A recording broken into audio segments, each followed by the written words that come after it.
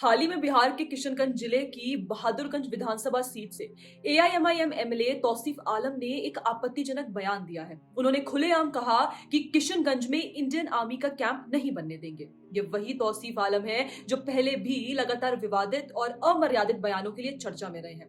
कभी पीएम मोदी के 56 इंच सीना वाले बयान का मजाक उड़ाया, कभी वक्फ बिल पर कहा कि दुनिया आप पर थूकेगी मिस्टर मोदी अगर ये बिल पास हुआ, तो कभी तेजस्वी यादव को खुले मन से धमकी दी, तेरी आंख निकाल देंगे, जुबान काट देंगे।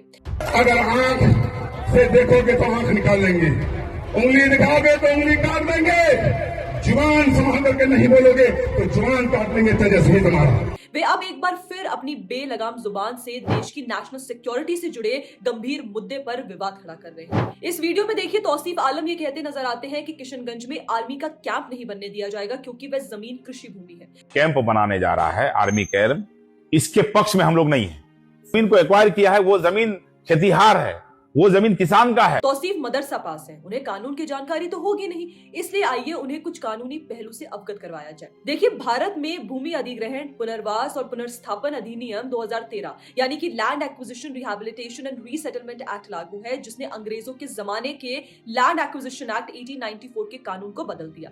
इस कानून के तहत रक्षा, राष्ट्र सुरक्षा, रेलवे और केंद्रीय परियोजनाओं के लिए सरकार को यह अधिकार है कि वे निजी भूमि का अधिग्रहण कर सके, भले ही भूमि का मालिक सहमत न हो, बशर्ते उचित मुआवजा और पुनर्वास दिया जाए। देखिए, सबसे अहम बात यह है कि नेशनल सिक्योरिटी से जुड़े मामलों में केंद्र सरकार और सेना को राज्यों से ऊपर अधिकार प्राप्त है।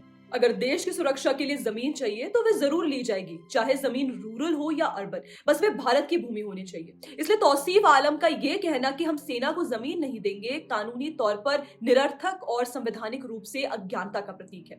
और यह मुद्दा इसलिए भी बेहद गंभीर है क्योंकि किशनगंज भारत के सिलीगुड़ी कॉरिडोर के बेहद पास स्थित है, जो भारत को उसके उत्तर पूर्वी राज्यों से जोड़ने वाली जीवन रेखा है। देखिए, यह इलाका सैन्य, लॉजिस्टिक्स, व्यापार और राष्ट्रीय सुरक्षा के लिए अत्यंत संवेदनशील है। तो सवाल उठता है कि एआईएमआईएम आखिर भारत की सिक्योरिटी से जुड़े इंफ्रास्ट्रक्चर का विरोध क्यों कर रही है। दिलचस्प बात यह है कि ऑपरेशन सिंदूर के दौरान एआईएमआईएम प्रमुख असदुद्दीन ओवैसी को विदेश भेजा गया था, जहां उन्होंने भारत के सैन्य अभियान की प्रशंसा की। तो अब आर्मी कैंप का विरोध क्या है? क्या वह राष्ट्रहित था या सिर्फ वोट बैंक पॉलिटिक्स? दुर्भाग्य यह है कि तौसीफ जैसे लोग, जिनकी कॉन्स्टिट्यूशनल समझ बेहद सीमित है, आज विधायक बनकर नेशनल सिक्योरिटी जैसे विषयों पर गैर जिम्मेदाराना बयान दे रहे हैं। देश की सुरक्षा पर राजनीति नहीं, राष्ट्र एकजुटता होनी चाहिए। सेना का कैंप लगना कोई स्थानीय राजनीतिक फैसला नहीं, बल्कि नेशनल सिक्योरिटी का सब्जेक्ट है।